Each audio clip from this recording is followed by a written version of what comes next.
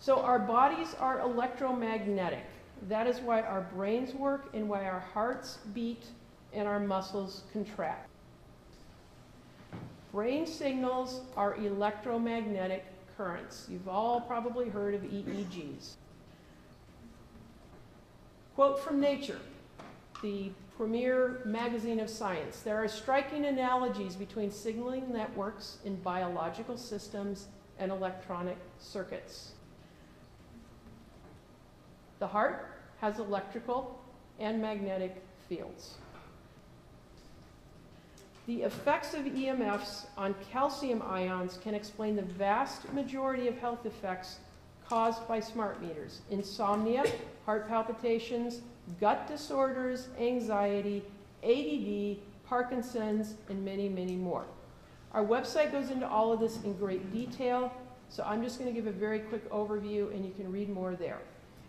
Calcium plays a critical role in the transmission of nerve signals, and nerves are pretty much how we do everything we do.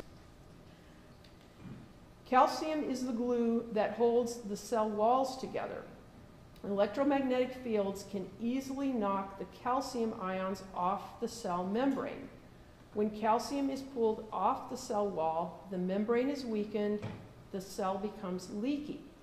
This causes a host of effects, such as leaky gut, muscle spasms, and insomnia. Leaky cell walls mean the blood-brain barrier is breached. The blood-brain barrier protects our brain from toxins. Leaky blood-brain barriers contribute to Parkinson's disease. Leaky blood-brain barriers contribute to Alzheimer's and dementia. Have you ever wondered why we have seen such a huge climb in the rate of Alzheimer's, dementia, and Parkinson's disease? Have you noticed how the increase correlates with the proliferation of wireless in our society?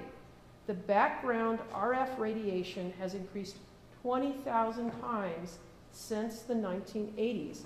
It's about 15 years into that we started to see a really big rise in those diseases. A lot of these things take time. The heart palpitations, you know, you can experience those immediately, but you don't just get Parkinson's like that. EMFs cause DNA bonds to break. That is a precursor to cancer. And Martin Blank is a professor at Columbia University. He's someone who has been teaching since the 1960s, and he always taught his students that, you know, there were no harmful electromagnetic fields, except that, you know, we all knew that X-rays were bad. And people didn't know that when they first discovered X-rays either, by the way. So he read a paper by a colleague, Reba Goodman, who said that, you know, these electromagnetic frequencies were, in fact, breaking DNA bonds and causing various health effects. He really didn't believe it, but like a good scientist, he decided to investigate.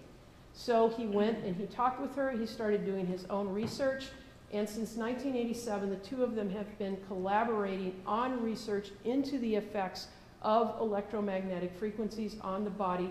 They specifically focus on how it affects DNA, and cancer is one of the big things.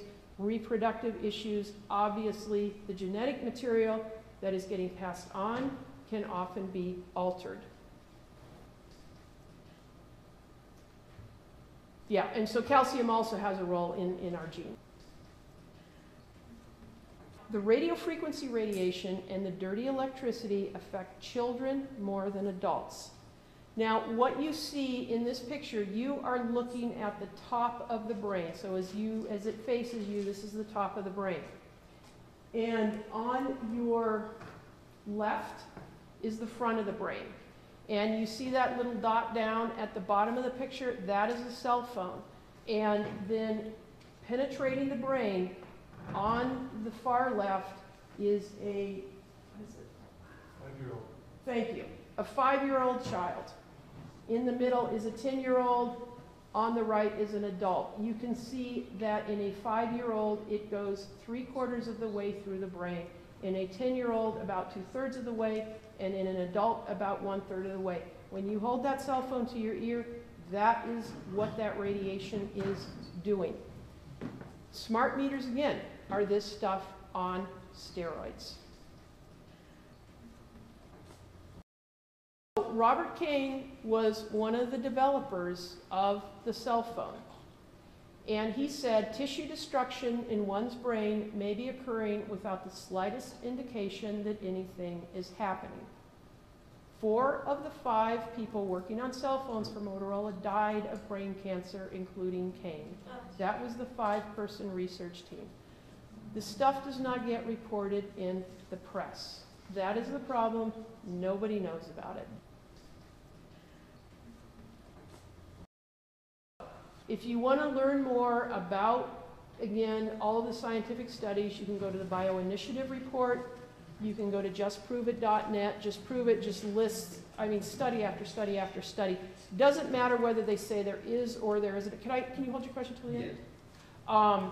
They just list everything. Now, they're scientific studies. They're basically impossible to read unless you're a scientist. But, you know, they're out there, and you can look through them. Let's look at some of the health effects that people in Michigan are experiencing. So Leslie, I first talked to Leslie in 2012. She called me up and she said, you know, I'm really being affected by my smart meter. She had suddenly stopped being able to sleep in July of 2012. She had no idea why. She'd always been a very good sleeper. And all of a sudden she's racked with insomnia. Now her son seemed to be just fine. And she started talking to friends finally after about a month and said, I can't sleep anymore. And somebody said, well, do you have a smart meter on your home? And she said, what's a smart meter? And she looked and she had a smart meter. She started sleeping outside in a tent. She was able to sleep again. And then the high winds in October blew it down 4 times. She finally went back into the house. Meanwhile, her son seemed to be just fine. The meter was on the wall of his bedroom by his bed. He didn't seem to be having any problems, sleeping just fine. Well, he's diabetic. He went to get his blood sugar checkup 2 months after the meter was put on. The levels were through the roof. The doctors, of course, you know, smart meter, whatever. Well, Leslie spent 5 months talking to DTE, trying to get them to take the meter off. They refused to do it. She finally took it off herself, put the analog meter back on, and her son's next checkup a month later, back down to normal. Now, this is not the only person that this has happened to. There's a man in Inkster reporting the exact same thing with both blood sugar and blood pressure. The only reason he even discovered that the smart meter could be the reason why was because somebody gave him one of our flyers. So getting these flyers out to people really informs people. He went to his doctor. He said, you know, what do you think about this? And the doctor said, it makes a lot of sense. There's no other explanation for this. So, numerous scientific studies show that radio frequency and pulsed fields, dirty electricity fields, affect hormones. Insulin is one of those hormones. Your blood pressure is actually also regulated by a hormone. Thyroid problems are another common problem from smart meters. Smart meters, radio frequency, dirty electricity affects melatonin. Everybody, I think, knows at this point that melatonin is the sleep hormone. It's also important in reproductive success, eye health, many people reporting eye problems. I am getting cataracts. 51 years old last year, I started getting cataracts and gingivitis. Radio frequency breaks down collagen. Collagen is critical to the health of your gums. Melatonin is also important in the health of your DNA and to keeping you cancer-free. A woman sent us a story. She called it Life Can Change in a Heartbeat. And like, you know, I'll tell you, probably 50% of the people who called me didn't know a smart meter had been put on their home. Can everybody hear me all right? Yes. Okay. She was suddenly waking up with a racing heart. She couldn't figure out why. She thought, am I having bad dreams? Am I worried about something? She thought, well, gosh, I actually feel pretty happy in my life right now. At the same time, and not making any association with racing heart and these other things, she was experiencing insomnia, headaches, ear pain, difficulty hearing, flu-like symptoms, numbness, excessive flatulence, abdominal pains, and rashes, to name a few, she said. Her children were experiencing similar problems, and they became hyperactive. She's got 3 kids. One was 9, one was about 4, and one was about 2. All of them became hyperactive. Her husband seemed to be fine, and he thought maybe it was all in her head, and she was having an influence on her children. Well, it was the holidays. He spent a couple of weeks at home, off of work. He began developing rashes. So, you know, one of the things that you will hear over and over again in the stories that people tell you is that they're trying to figure out why they're sick, and nobody ever associates it with the smart meter, unless they've already had some exposure to what these can do and know that one has been put on their home. She didn't even know that a smart meter had been put on her home until she got her bill from DTE, and at the bottom it said, "Hey, congratulations, we installed a smart meter. You're going to save so much energy now with this meter on your home." And she was like, "Oh, well, that's cool. I'm into technology, you know, and I'm really into saving energy, so this is really great."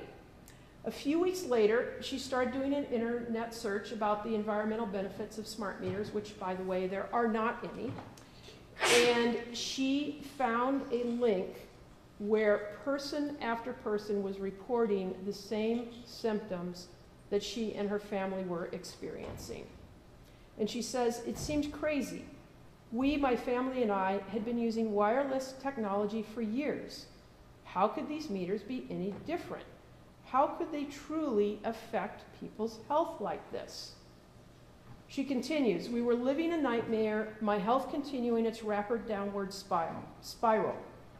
My heart thumped like a fish on dry land. The constant ringing in my ears was now accompanied by popping every few seconds, as if changing altitude. I began seeing flashes of light when I closed my eyes." It doesn't take a rocket scientist to see that the installation of a new technology on people's homes is causing changes in their health.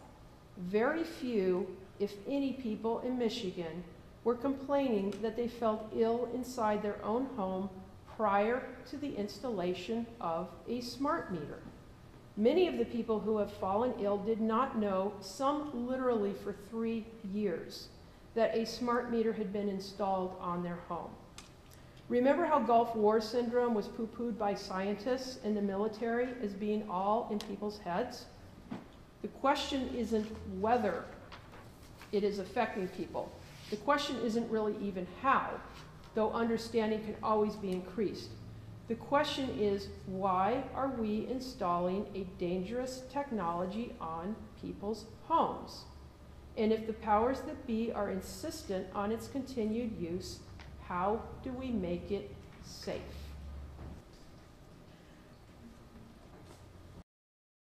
These are some of the commonly reported health effects. I've gone over most of them. Outbursts of anger are a common one that people report. Nosebleeds also. More health effects: balance problems, vertigo, TMJ problems, skin problems.